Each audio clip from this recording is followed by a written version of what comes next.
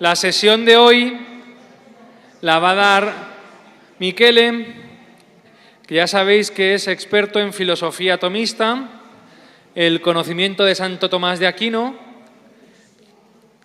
y estamos en este capítulo en el que estamos viendo cómo conocemos a Dios por la revelación. Hemos visto que Dios se nos ha revelado, que es un Dios que ha abierto su pecho para nosotros, que se nos ha dado a conocer, y eso es lo que conocemos por la revelación.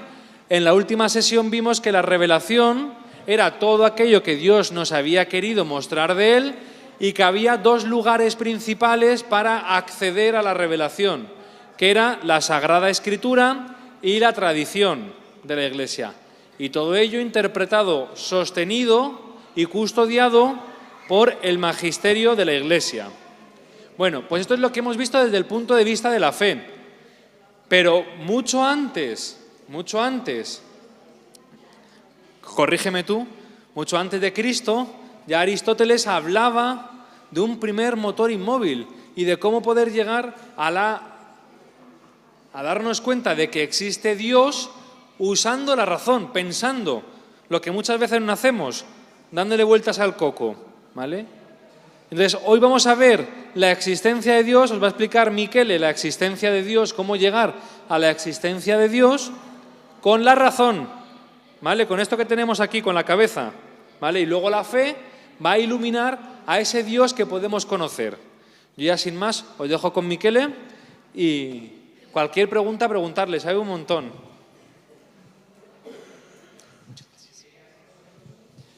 Bueno, muy buenas noches a todos entonces. Es un gusto, un honor y un privilegio para mí poder estar aquí. Y además, ante un público tan bueno, unos hermanos en la fe. No siempre estoy ante hermanos en la fe. Hay veces en las que uno tiene que, digamos, exponer la fe, presentarla ante otros, ¿no? Entonces, es una modalidad distinta. Bien, entonces, no creo estar a la altura de todo lo que el hermano acaba de decir de mí, pero bueno, en todo caso, Dios se lo tendrá en cuenta a él. Entonces, la razón, el tema que hoy nos reúne aquí es un tema harto difícil, harto complejo de exponer y de entender. Entonces, cosa que además, pido perdón, estoy un poco congestionado, ¿ok? Es por eso que me voy a esclarecer la garganta de vez en cuando. ¿Cómo? No, muchas gracias. Entonces, es que después se me va a dificultar hablar con el caramelo en la boca, entonces prefiero ir así. Muchas gracias igualmente, muy amables. Entonces, como decía, este es un tema que, al menos cuando yo se lo expongo a mis alumnos, como mínimo me tomo una clase de aproximadamente 1 hora y media para cada una de las famosas 5 vías tomistas, ¿ok? Ahora, la idea de hoy es tratar de exponer las 5 vías en más o menos 40 minutos a partir de ahora, ¿ok? Entonces va a ser todo un desafío para mí y para ustedes, para cada uno de nosotros. Bien, entonces, lo primero por donde tenemos que empezar es lo siguiente. Vivimos en una época relativista donde se supone al menos que Dios ha muerto, que Dios no existe. Una época además en la cual yo puedo afirmar una cosa, otro puede afirmar otra cosa, y bueno, y se supone que todos deberíamos respetar las opiniones, ¿no? De ahí el relativismo. Ciertamente hay muchas opiniones, cada uno puede tener la suya, pero no todas son respetables. Hay algunas que sí vale la pena escuchar y tener en cuenta, otras que en cambio habrá que desechar. Esta es, por ejemplo, la opinión de los ateístas. Tal como lo dice, de hecho, la Sagrada Escritura, es necio aquel que quiera afirmar que no hay Dios. Razón por la cual el ateísmo es una de las posturas más necias con las cuales nos podemos encontrar, porque es movida por la soberbia. Y además también porque esa soberbia los lleva a negar cosas que son evidentes para nosotros. Y sí, hablo de evidencias. Alguien podría preguntarse, ¿cómo que evidente? Yo a Dios no lo veo, no lo huelo, no lo toco, Dios no es tangible. Evidente es este reclinatorio de aquí. Evidente somos nosotros que estamos aquí, que podemos relacionarnos los unos con los otros. Cierto es, y es por eso que tenemos que distinguir entre 2 tipos de evidencias. Decimos en filosofía que hay, por un lado, aquello que es evidente en sí mismo, pero no para otros. Y también aquello que es evidente en sí mismo y también lo es para otros. Por ejemplo, que nosotros estemos vivos es evidente en sí mismo, pues aquí todos, me parece a mí que estamos respirando, que vemos, es decir, que ejercemos las varias actividades propias de aquel que está vivo, ¿no? Perteneciente a la especie humana. Entonces esto es evidente en sí mismo y para otros también, porque todos tienen fácil acceso a esto. Otras cosas son evidentes en sí mismas, pero no para otros.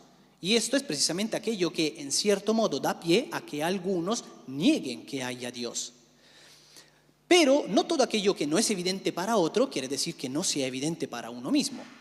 Por ejemplo, yo les pregunto, ¿ustedes alguna vez han visto o sabrían decirme en el cielo dónde está Venus?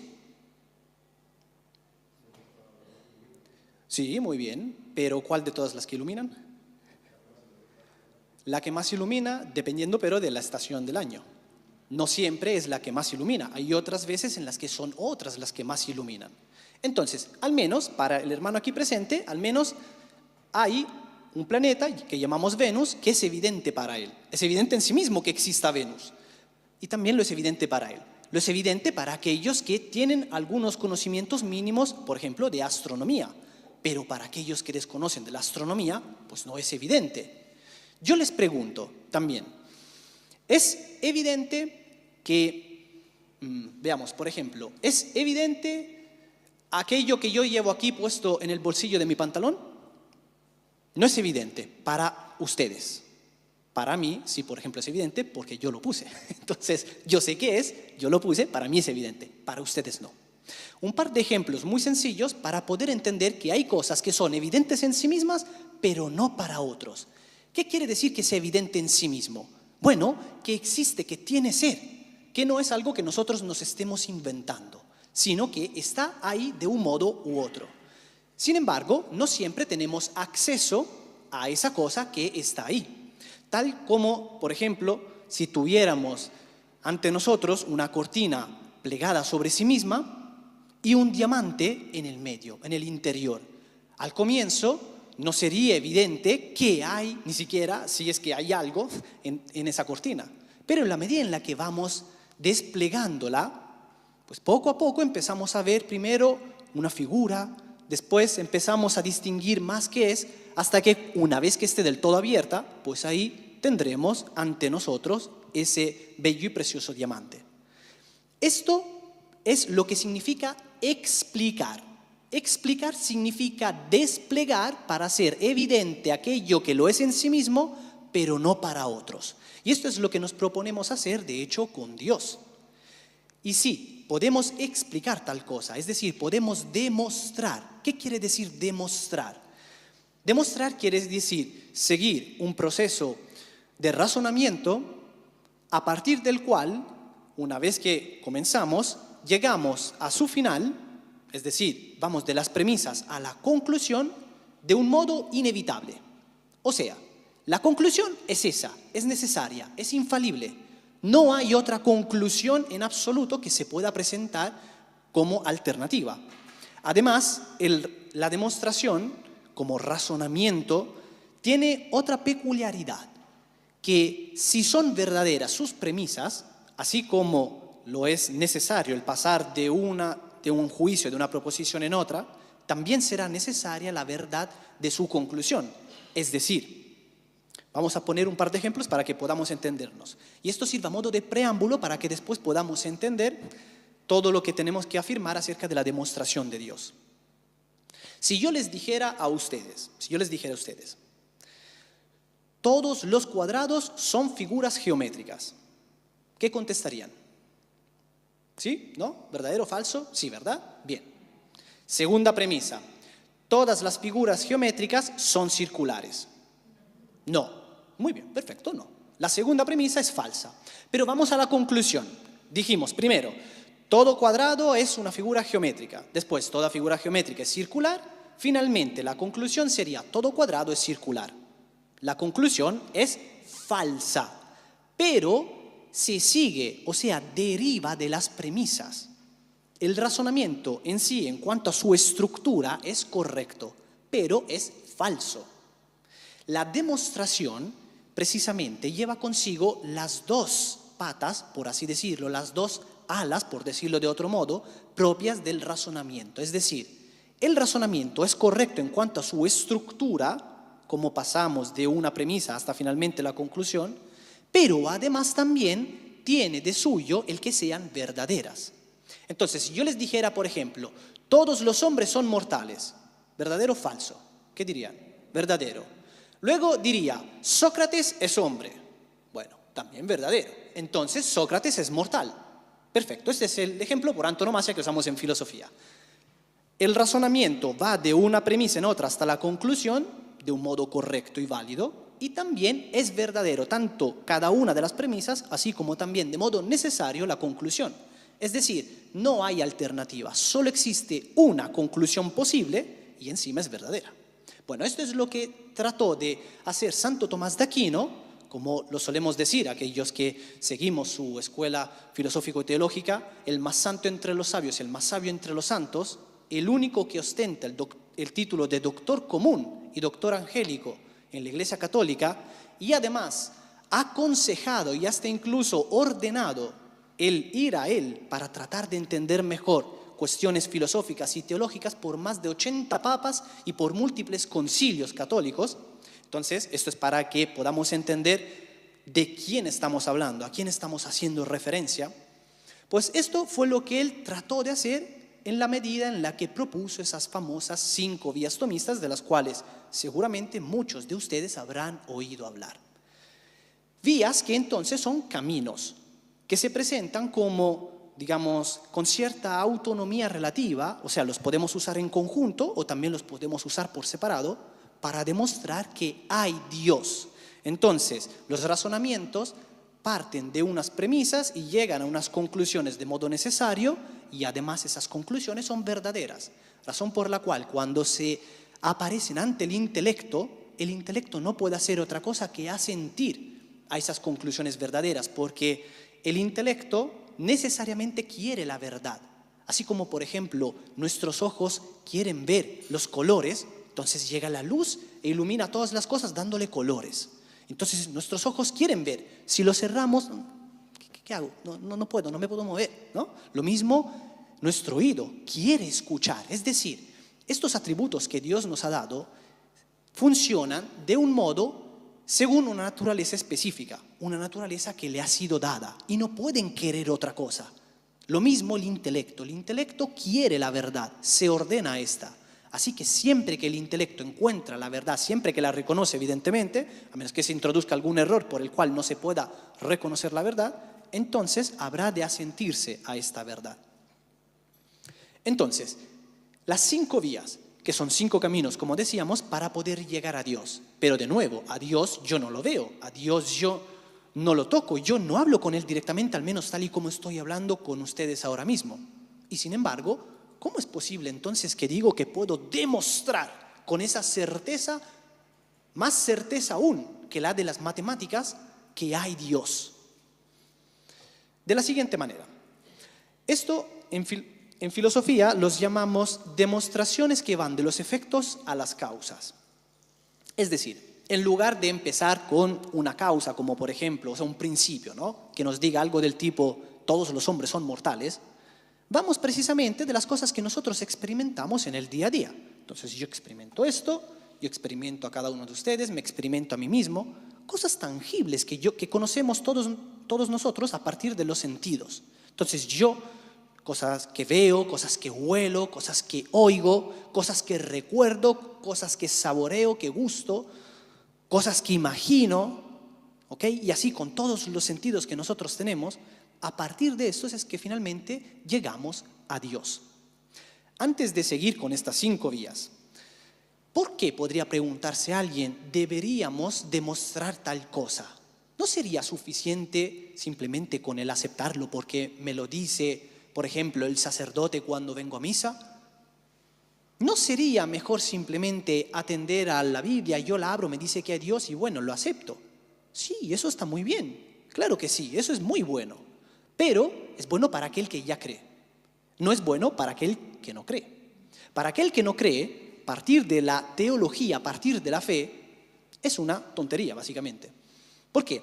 Porque no es un terreno en común, no es autoridad para esa persona, no es algo que esté aceptando. Entonces, el cometido evangelístico que el Señor nos ha asignado nos impone el tener que, como decía San Pablo, hacernos judío para los judíos y también griego para con los griegos. Es decir, tratar de adaptarnos a las otras personas sin tener que desmerecer a la verdad y al bien, para así poder de alguna manera ser instrumentos en las manos de Dios, de suerte que esa otra persona quizás se convierta y entonces el cielo habrá ganado a un converso más. Entonces, claro está, como lo decíamos, al menos como lo queda ahora, ¿no? Queda a la vista el que es necesario para el cristiano tener que adaptarse a los demás. En la época en la cual nos encontramos, pues son siempre más aquellos que niegan que hay Dios, son siempre más aquellos que dicen que Dios no existe. Y entonces levantan el estandarte bien en alto, bien arriba, de esa manera, y emprenden sus marchas, entre comillas, marchas, en contra precisamente de la verdad, en contra de Dios, y de suyo entonces también en contra de la iglesia. En la sesión anterior a esta, ustedes vieron, como también antes lo recordó el hermano, ustedes vieron que tenemos esas dos vías de la revelación, la Sagrada Escritura y la tradición. La Sagrada Escritura y la tradición no tendrían ningún fundamento, ningún sustento, no serviría de nada y sería un perder el tiempo para nosotros si Dios no existiera. Porque si Dios no existe, entonces, pues ¿de qué Sagrada Escritura vamos a hablar? Si la Sagrada Escritura es una revelación especial de Dios. Y la tradición, bueno, ¿tradición de qué? Si en última instancia, si Dios no existiera, entonces, ¿para qué perder el tiempo estudiando a San Agustín, a San Ambrosio, a San Ignacio y así sucesivamente? ¿Y qué venimos a hacer nosotros aquí? A perder el tiempo, a calentar los bancos y nada más, si es que Dios no existe, si es que no hay Dios. Así que esto es el punto crucial y más fundamental de todos. Una vez que hayamos podido establecer que hay Dios, pues entonces todo lo demás tendrá sentido. O si no, de lo contrario, estaríamos perdiendo el tiempo. ¿Podemos demostrar de verdad, pero a partir de la razón que hay Dios? Sí. Las demostraciones ya hemos dicho en qué consisten en este sentido. Vamos a ver entonces cómo funcionan ahora. Bien. Santo Tomás dice, hay al menos 5 vías, estas son las más famosas, ¿no? Las 5 vías tomistas, pero hay más en realidad que él plantea. Pero bueno, hoy se nos ha convocado aquí para hablar de esas 5 vías tomistas. 5 vías que son harto difíciles de exponer, como decía al comienzo, y de entender. Así que yo voy a tratar de hacer el mejor esfuerzo posible para darme a entender. Y si algo no se entiende, es culpa mía. Entonces, ya me equivoco en el italiano, perdónenme. Entonces, la primera vía, la llamamos así, la vía del movimiento. Primero yo reparto los titulares, como que si fueran titulares de un periódico, de un diario, y después vamos a ver en qué consisten. La vía del movimiento. La segunda es la vía, la llamamos de la causa eficiente. Voy a ir despacio para aquellos que están tomando nota. La tercera vía, la vía de lo posible y lo necesario. La cuarta, esta es la vía de los grados de perfección.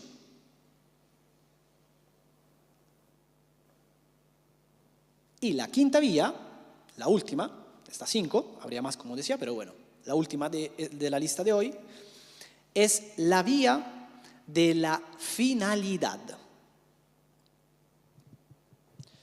Entonces, vamos poco a poco. Son palabras que a veces parecen difíciles y a muchos les da miedo adentrarse en las aguas de la filosofía, porque dicen, a mí se me hace difícil, por ejemplo, a mí se me hace difícil entenderle a mi esposa cuando habla en casa, a veces no le entiendo, y entonces me dice, haz algo, yo hago eso que pensé que me había dicho que hiciera, y después resulta que no era eso lo que me había pedido que hiciera, y entonces se enoja. Entonces, como después cuando usamos estos vocablos, estos términos, se nos puede hacer entonces, diría alguien, más difícil aún de entender. Y sin embargo, la filosofía tomista tiene algo muy bueno en sí misma, que toma las palabras del lenguaje común, del lenguaje ordinario que nosotros usamos continuamente. Entonces, por ejemplo, la vía del movimiento. ¿Qué es esto del movimiento? Bueno, Definición técnica, y después pasamos a las simplificaciones. Definición técnica de movimiento. El paso de la potencia al acto. ¿Qué quiere decir? Nosotros movemos cosas continuamente. Por ejemplo, ahora, esto está aquí. Yo hago esto y lo he movido, ¿verdad? Bueno, ¿qué es lo que he hecho? Lo he hecho pasar de un lugar a otro, de un espacio a otro. Mejor aún, de un estado a otro. Antes estaba ahí, ahora está aquí. Me muevo yo.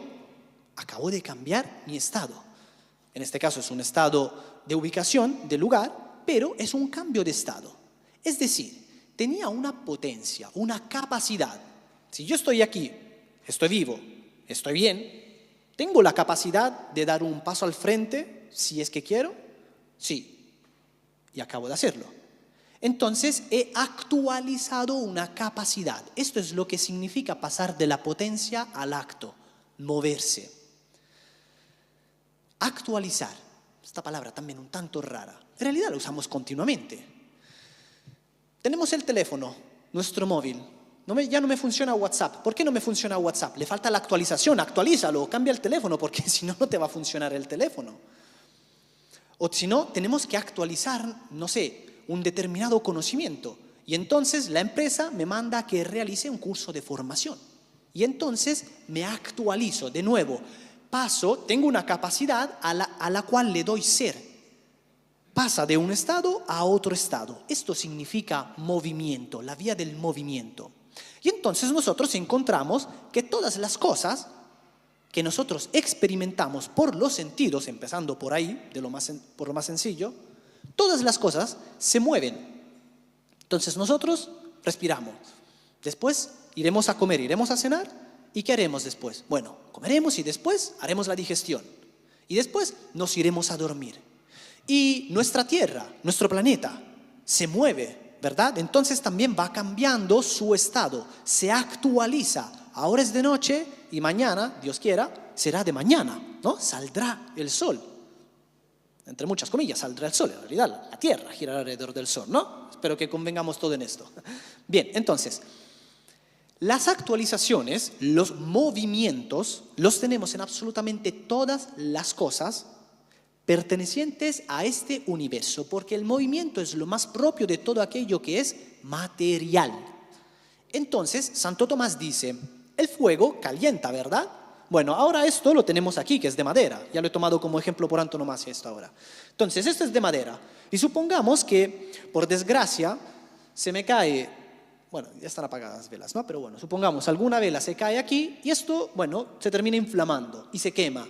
¿En qué se convierte? En cenizas.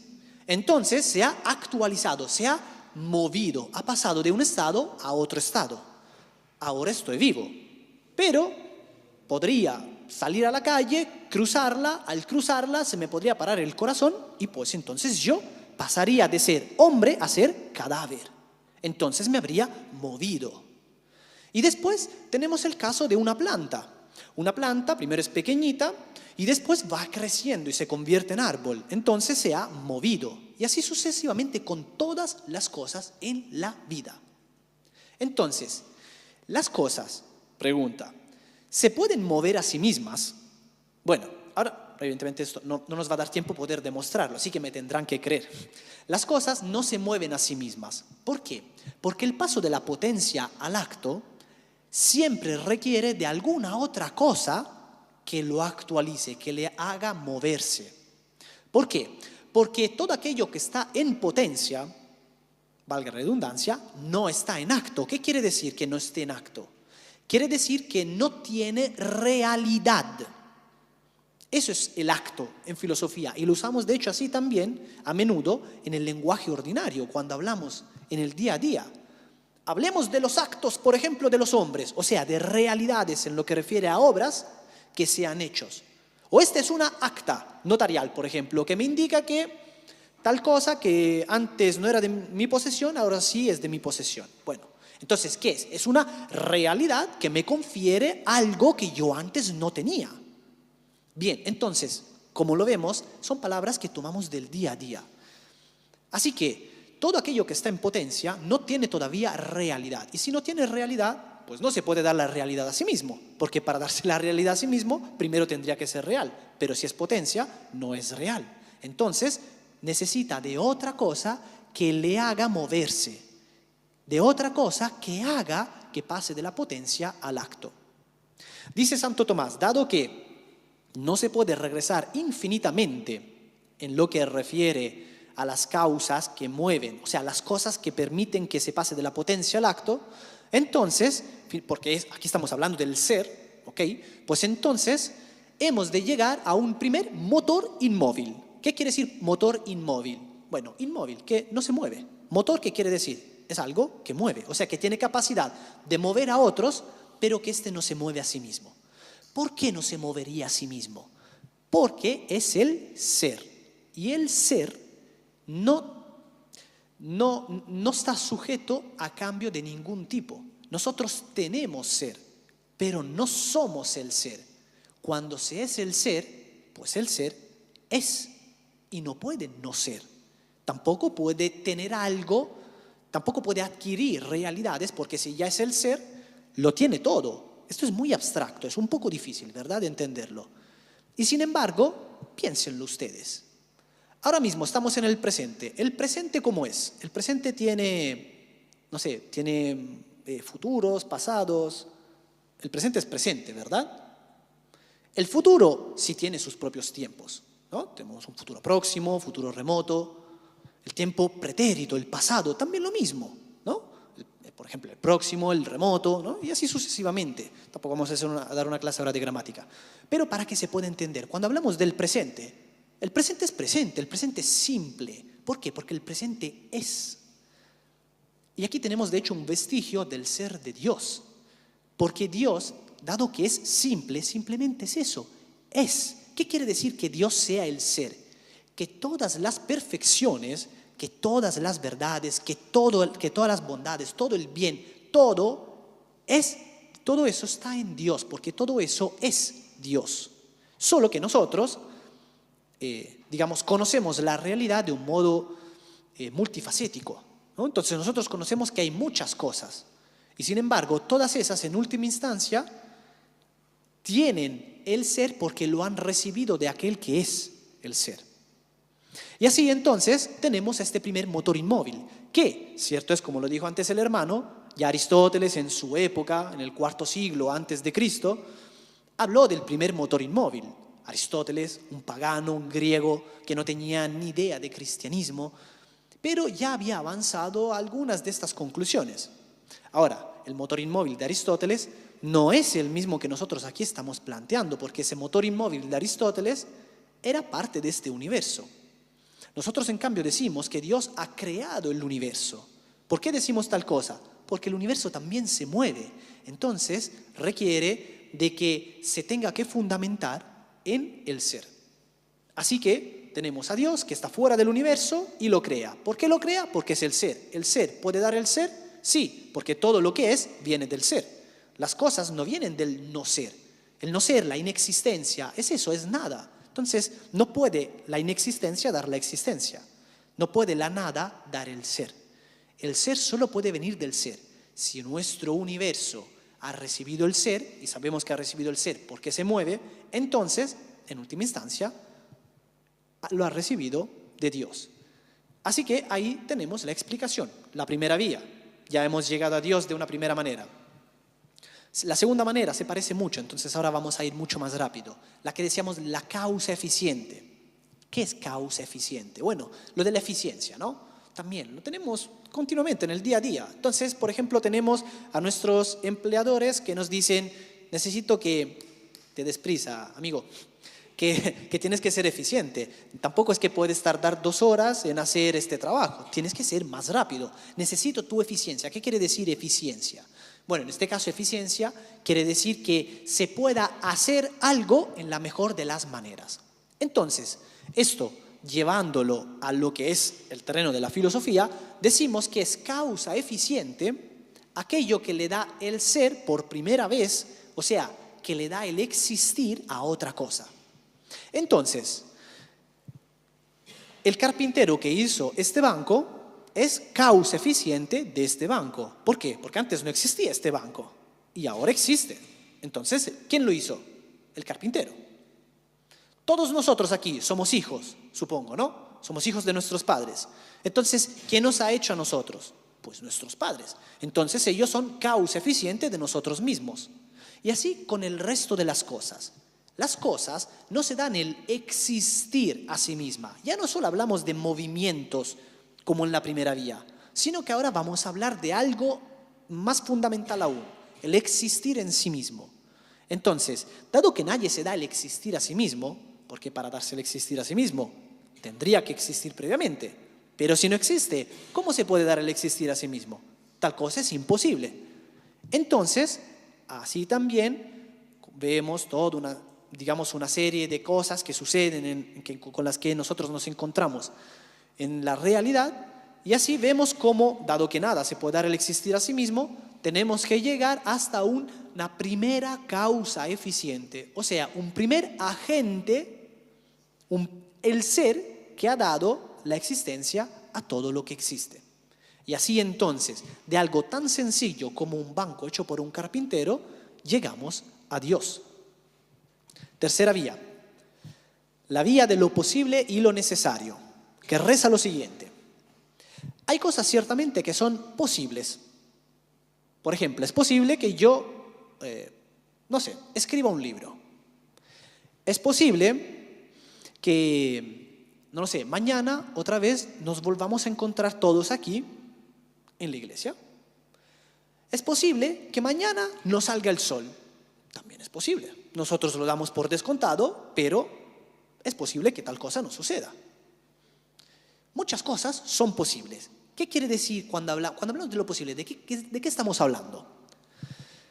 Hablamos de aquellas cosas que son pudiendo no ser, y de aquellas cosas que pudiendo ser son, y de aquello que pudiendo no ser no es nunca, y de aquello que pudiendo ser no será nunca. O sea, posibilidades en términos generales. Ahora, toda la realidad precisamente entra en lo que es el ámbito de lo posible. ¿Por qué? Porque ahora está siendo, nosotros estamos existiendo. Bien, pero hubo un momento en el cual todo aquello que es posible no fue. Entonces hubo un momento en el cual yo no existía, antes de que mis padres, por supuesto, me tuvieran. Y lo mismo dígase con respecto de cada uno de ustedes. Y lo mismo con respecto del banco, y lo mismo con respecto del altar, y lo mismo con respecto de cualquier cosa en la vida. Todo aquello que está existiendo ahora mismo es posible. Posible ahora ya de facto está existiendo, pero pertenece siempre al ámbito de las cosas posibles, porque hubo un tiempo en el cual no fue. Ahora, dice Santo Tomás, y a ver si me pueden seguir en este razonamiento.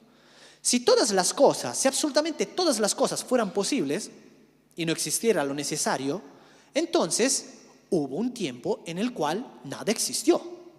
Ahora, si hubo un tiempo en el cual nada existió, ¿cómo de la nada puede venir la existencia? Y volvemos a ese mismo principio que mencionábamos antes. De la nada, nada viene. El ser solo viene del ser. Entonces, si todas las cosas fueran posibles, que esto es lo que en cierto modo nos pretenden hacer creer en la actualidad, entonces en realidad nada podría estar existiendo. Quizás estaríamos todos ahora en una suerte de sueño, ¿no? En una suerte de ilusión, soñando que estamos aquí, pero no, nosotros existimos realmente.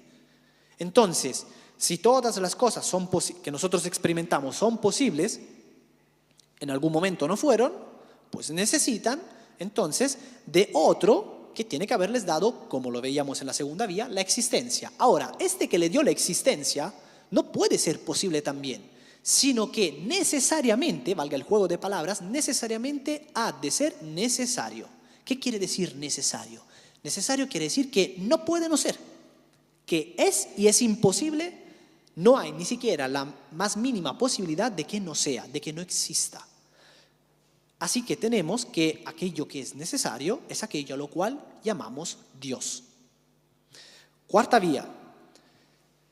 Como decíamos, es la vía de los grados de perfección. Esta es la más compleja de todas. Así que si cometo algún atropello, por favor, ténganme paciencia. La vía de los grados de perfección. ¿Qué son las perfecciones? Vamos a empezar por ahí. Perfecciones son todas esas realidades que son verdaderas y buenas. Entonces, el bien es una perfección, la verdad es otra perfección, la existencia es otra perfección, la nobleza es otra perfección, la justicia es otra perfección. ¿Qué quiere decir entonces de nuevo perfección?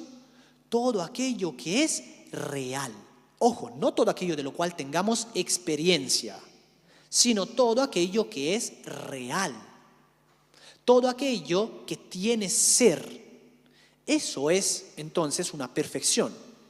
Hago esta salvedad porque alguien podría decir, la muerte, pues yo la veo como real, pero no me parece que sea una perfección, no me parece que sea algo bueno.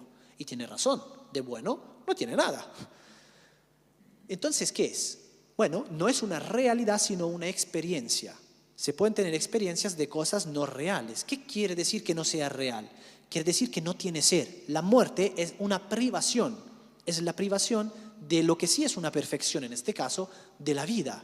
¿Qué es una privación? Una privación es aquello que algo debería tener por su propia naturaleza, pero que se le quita. Por ejemplo, ahora yo veo, pero ¿y si por ejemplo alguien me quisiera arrancar los ojos como hicieron los filisteos con Sansón? Bueno, entonces me estarían privando de un bien mío que me pertenece, que me compete por mi naturaleza. O sea, la naturaleza humana lleva de suyo, consigo, un par de ojos que sirvan para ver. Entonces, si alguien me los quita, bueno, me hago ciego y porque me están privando. Entonces, es un mal. ¿De ese mal tengo experiencia? Sí, pero no es real. ¿Por qué no es real? Porque no tiene ser, sino que es la privación de un ser. Y así con el resto de las demás cosas. Cuando hablamos del mal, estamos hablando de privaciones y no de realidades. No de algo que tenga ser, sino de algo que en cierto modo es un tipo de no ser, porque se está quitando aquello que debería estar. Entonces, cuando hablamos de nuevo de los grados de perfecciones, lo que queremos decir es que, teniendo en cuenta lo que hemos dicho ahora, con qué queremos significar con perfecciones, pues atendiendo a que hay perfecciones, también podemos denotar, también podemos saber que hay grados en estas perfecciones. ¿Qué quiere decir grados? Bueno, que se dan en mayor o menor medida, valga la redundancia, en mayor o menor grado. Entonces, por ejemplo, el calor que me da el fuego es una perfección, el calor es una perfección. Entonces, si yo me alejo, percibo un poco el fuego, pero muy poquito. Después me acerco y entonces lo percibo más aún. Entonces ha aumentado el grado de aquella realidad de la cual yo me estoy beneficiando, o sea, del calor del fuego. Y lo mismo dígase con respecto de la verdad. Ahora, por ejemplo, nosotros estamos diciendo que, veamos, que Dios existe, estamos tratando de demostrarlo. Muy bien. Entonces, la verdad es una perfección. En la medida en la que vamos a conocer más cosas sobre todo cuanto estamos viendo ahora, en otro momento, evidentemente, porque hoy no nos va a dar tiempo, pues entonces habremos aumentado el grado de la perfección de la verdad que nosotros estamos adquiriendo. En la medida en la que realizamos unas determinadas obras, pues entonces, dependiendo de la obra, pues será más o menos buena.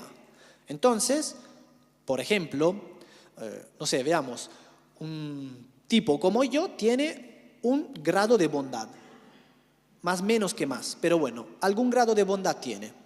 Comparado con alguien como Santo Tomás de Aquino, por ejemplo, pues Santo Tomás de Aquino tendría un grado mayor de bondad. ¿No? ¿Por qué? Porque evidentemente obró mucho mejor el bien. Y comparado con Dios, bueno, Dios es el sumo bien. No hay nadie que se le pueda comparar. Entonces, en Él encontramos el mayor grado de perfección. ¿Qué nos dice entonces, en última instancia, esta cuarta vía, este cuarto camino? Bueno, que de estas perfecciones que nosotros, de nuevo, también podemos conocer, pues de estas perfecciones siempre hay un más y un menos. Cuando hay un más y un menos, ese más y menos se dice con respecto de un punto de referencia. Este punto de referencia ha de ser necesariamente real, porque estamos hablando de perfecciones. Y además ha de ser aquel que las tenga todas como comprendidas en ellas. ¿Cómo es posible tal cosa? Bueno, en realidad es bastante sencillo de entenderlo si lo pensamos por medio de la siguiente analogía. Piensen ustedes en cuando después de llover sale el arco iris en el cielo. Y ahí tenemos esos 7 colores tan bellos, tan naturales, que es el arco iris. Bien, ese arco iris, ¿se han preguntado alguna vez de qué modo se da? ¿Por qué se da así? ¿Alguien lo sabe? Bien, vamos bastante bien. Sí, perfecto. Si quisiéramos ser más técnicos, diríamos que se da por una refracción de la luz, que le decimos que es blanca, más o menos, pero bueno, se da por el color de la luz que se va refractando. ¿Qué significa que se refracta? Quiere decir que se descompone.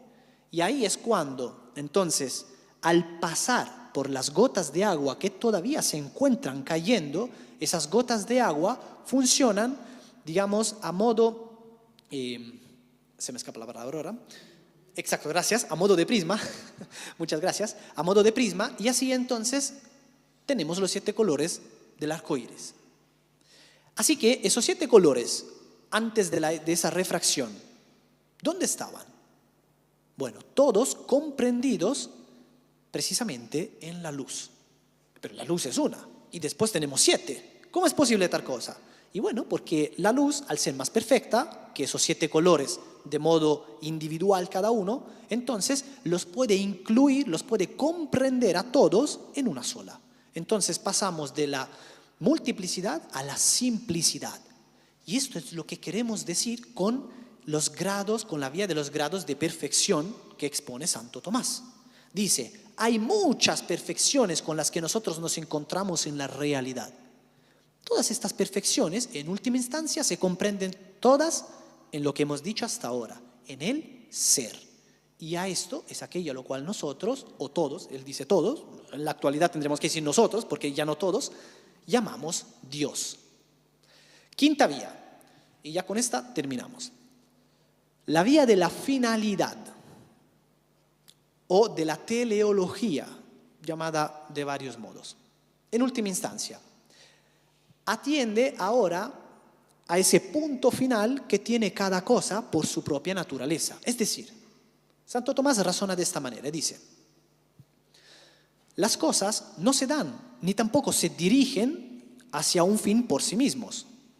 Si nosotros lo pensamos, ¿no? Él toma el ejemplo del arquero. El arquero que toma su flecha.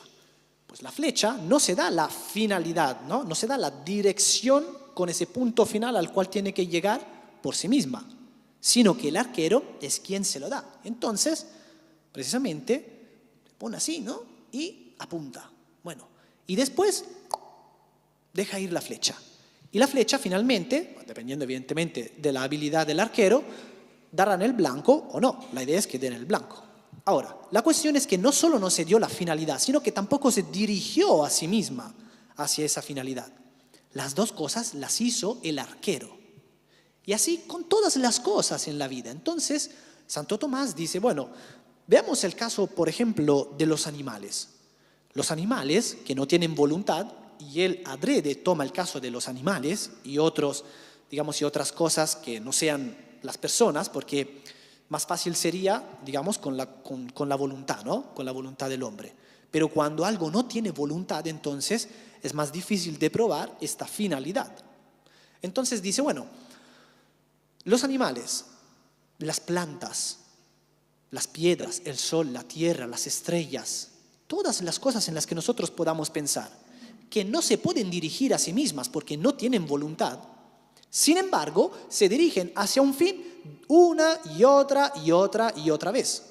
Si nosotros plantamos un peral, ¿nos va a dar acaso manzanas? Nunca, imposible. ¿Por qué? Porque no es su finalidad. Un perro, ¿el perro acaso puede hacer otra cosa que no sean las acciones propias del perro? Por ejemplo, ¿un perro puede sentarse a escribir poesía? No. ¿Por qué? Porque no es propio. Discúlpeme, porque no es propio de la naturaleza del perro. Es decir, no tiene ese fin que realizar. Así todas las cosas en la vida, sobre todo las cosas naturales. Más difícil aún en ese caso, ¿no? Ahora, si siempre hacen las cosas de la misma manera, si siempre cumple con los mismos fines y si no se dieron el fin, ese propósito final a sí mismos, entonces tuvo que haber alguien con intelecto que les diera ese fin. ¿Por qué alguien con intelecto? Porque al intelecto le compete ordenar. ¿Qué quiere decir ordenar? Quiere decir disponer las cosas de tal modo que se pueda cumplir un fin. Eso quiere decir ordenar. Nosotros, de hecho, lo vemos constantemente en nuestra propia vida, ¿no? En el día a día. Nosotros pensamos, por ejemplo, bueno, me levanto esta mañana y tendré que desayunar y después tendré que hacer tal o cual cosa, ¿no? Es decir, nosotros entonces nos damos como una suerte de mini fines. ¿Por qué? Porque tenemos intelecto. Después llega la voluntad y la voluntad lo pone por obra, ¿no? De ahí, de hecho, el que haya un intelecto que haya ordenado la naturaleza de todas las cosas implica de suyo también que haya una voluntad, o sea, una persona. Bueno, en última instancia, esto es así con todo y con nosotros también. Porque alguien podría decir, ¿y nosotros, las personas? Bueno, sucede lo mismo con nosotros, porque por más que podamos, en cierto modo, determinarnos a nosotros mismos, darnos ciertos fines, ciertas finalidades, aún así nunca vamos a poder darnos esa finalidad última y más fundamental, que es la propia del hombre, la propia de la especie humana. ¿Por qué? Porque eso está en la naturaleza y nadie se da la naturaleza a sí mismo, sino que siempre se la da a otro. Así que, en última instancia, es necesario ahora también admitir que hubo un primer ordenador de todas las cosas y a este todos le llaman Dios.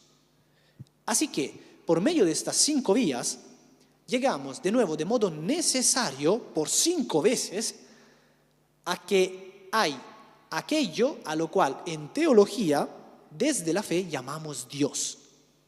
¿Por qué Santo Tomás, por qué hace esta aclaración? Que esto es aquello a lo cual todos llamamos Dios. Bueno, porque desde la filosofía se pueden en realidad usar varios términos y esta es una cuestión propiamente hablando filosófica. Es decir, estamos acostumbrados a pensar que todo cuanto podemos decir de Dios, y esto a bombo y platillo se nos dice mucho en la actualidad, todo cuanto podamos decir de Dios es cosa de fe. Y bueno, tú tienes tu fe, el otro tiene su fe, así que tú quédate tranquilo con la tuya y deja tranquilo al otro con la suya. Falso. Falso por todas partes. Primero, el que haya Dios no es una cuestión de fe, es una cuestión de razón. Así que, incluso sin tener fe, podemos concluir que hay Dios. Lo hicieron imperfectamente, pero lo hicieron. Aristóteles, Platón, Plotino, Séneca y así sucesivamente una gran cantidad de filósofos que no supieron nada de cristianismo, ni que tampoco eran propiamente hablando religiosos. Primero, entonces, no es artículo de fe, sino que es artículo de razón. Que después se pueda llegar a saber por la fe también, porque no todos tienen el tiempo de ponerse a reflexionar, a razonar, a filosofar sobre estas cosas, ¿no? Otros tienen impedimentos de otro tipo, sea la razón que fuere, la mayoría de la gente tiene otras cuestiones a las cuales dedicarse en su vida. Así que a Dios bien le ha parecido incluirlo en la revelación especial. De suerte que también a partir de la fe nosotros podemos afirmar que hay Dios. Ojo, pero cuando decimos que es un artículo de razón y no de fe, estamos diciendo entonces que no es que creamos que hay Dios, sino que sabemos que hay Dios. De nuevo, esta es una certeza mayor que las certezas matemáticas. Esta es la razón por la cual antes yo les decía que cuando a la persona, al escéptico, el que fuere, se les presenta de la manera correcta, con la suficiente eficacia, estas 5 vías, pues entonces esa persona tendrá que asentir a la verdad de que hay Dios. Tal como en la actualidad, si yo digo 2 más 2, ¿cuánto es? 4. ¿Es una cuestión de fe? No. ¿Puedo decir lo contrario? No. 2 más 2 es 4. independientemente de lo que yo quiera decir, si me gusta, si no me gusta. A lo mejor, no sé, sería más lindo que 2 más 2 fuera 22, no lo sé, así que nos pagarán más a fin de mes. Pero en última instancia, 2 más 2 es 4 y no 22. Y esto da igual que a uno le guste o no, porque no es una cuestión de creencia, no es una cuestión de gustos, es una cuestión de la verdad. Y la verdad es absoluta. No hay modo de hacer que sea distinto. Así que, teniendo en cuenta esto, es que podemos tener la tranquilidad de que nuestra fe, tal como lo vieron en la sesión anterior a esta, nuestra fe, esa revelación que nosotros afirmamos, está fundamentada sobre la verdad de que hay Dios. Ahora, desde la ciencia nos dicen otras cosas, ¿no? Como por ejemplo que no se puede demostrar que hay Dios porque la ciencia no puede hacer tal cosa y a la fe tenemos que dejarla aparte.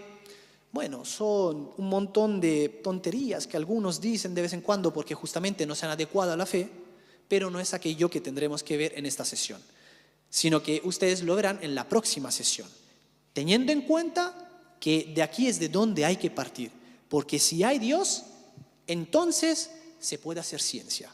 Si no hubiera Dios, esta es una de las implicaciones que probablemente les mostrarán en la próxima sesión, si no hubiera Dios no podría hacerse ciencia.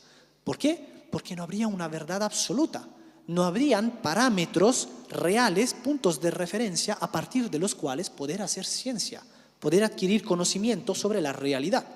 Entonces, no se podría dar los avances médicos, los avances tecnológicos, no se podría saber todo aquello que sabemos en materia de cosmología, astrofísica, biología, química y así sucesivamente. Nada de nada si es que no hubiera Dios. Pero de nuevo, esto lo verán ustedes en la próxima sesión. Muchas gracias a todos.